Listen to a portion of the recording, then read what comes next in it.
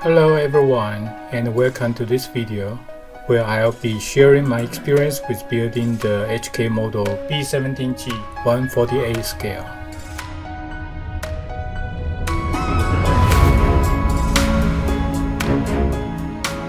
Before I begin, I want to clarify that I won't be teaching you how to make this model step by step, as I believe the audience watching this video are not at the beginner level. Instead, I will focus on what you need to know before starting to work on this model, especially if you are just ordered it and are about to begin.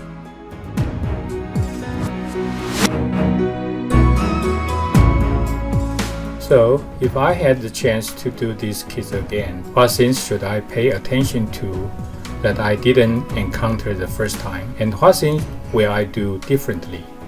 Let's find out. Firstly, let's talk about the nose section of the fuselage. From the beginning, I noticed that the recess line on the nose section was beyond the realistic standard. If I had a chance to work it again, I would definitely use putty to fill the recess line and ensure that it doesn't deviate too far away from the reality.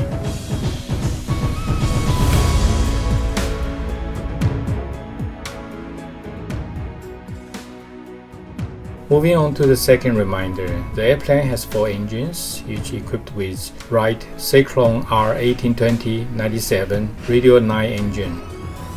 The kit provides these sprues, but they are way oversimplified.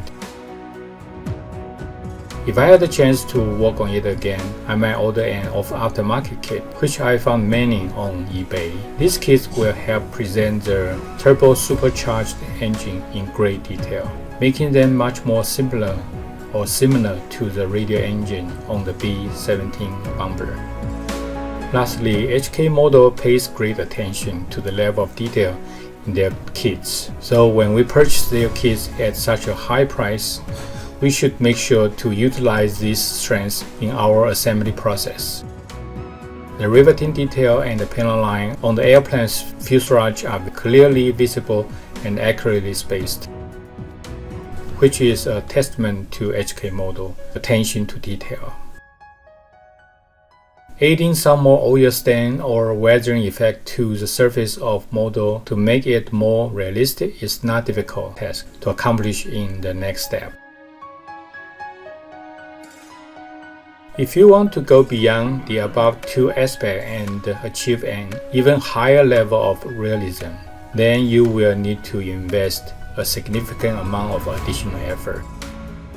I've always enjoyed depicting the stressed surface of the aircraft's fuselage and wings, so I put in my best effort to visually present the stressed surface as accurate as possible using the Inca method. The Inca method that I have covered for many times in the previous videos.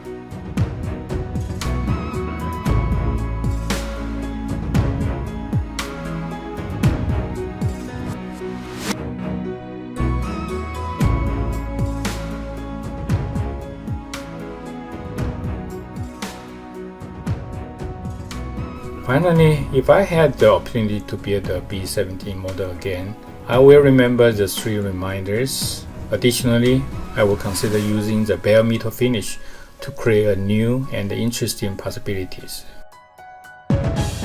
Thank you for watching my sharing, and I will see you next time. Oh, by the way, before I go, here's an interesting topic to share. During one of my visits to an aviation museum, a curator told me that painting a layer of coating on B-17 airplane would require 700 and more gallons of paint. As B-17 aircraft were long-range bombers, they used the bare metal for coating in order to save fuel. Very last stage of war.